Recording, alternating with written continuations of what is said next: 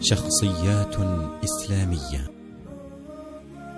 محمود بن سبكتكين أعظم سلاطين الإسلام، هو يمين الدولة وأمين الملة، ناصر الحق ونظام الدين وكهف الدولة.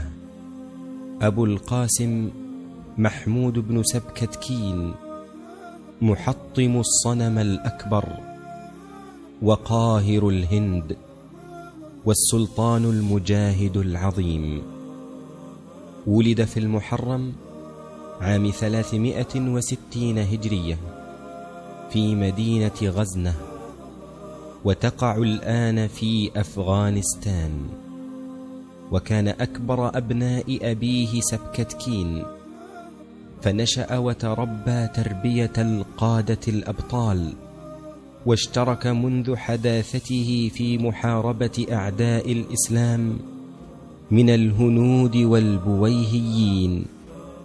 أقره الخليفة العباسي سلطانا على ما تحته من البلاد: خراسان والجبال والسند والهند وطبرستان.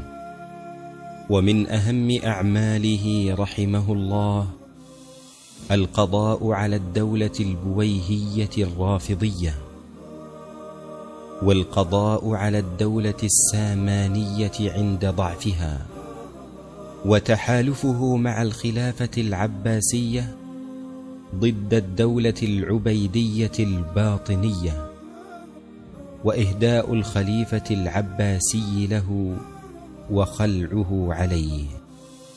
نشره للسنة ومحبته لها وميله إلى الأثر.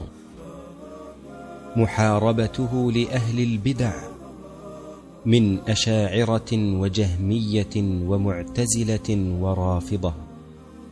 هدمه للأصنام والأوثان التي تعبد من دون الله، ومنها صنم كفار الهند الأكبر سومنات. ظل السلطان محمود في جهاد دائم لا يكل ولا يمل، حتى لازمه مرض في البطن أواخر أيامه، وكان يزداد عليه يوما بعد يوم. ومات رحمه الله في غزنة يوم الخميس 23 من ربيع الآخر عام 421 للهجرة، وقبره بها ما زال معروفا.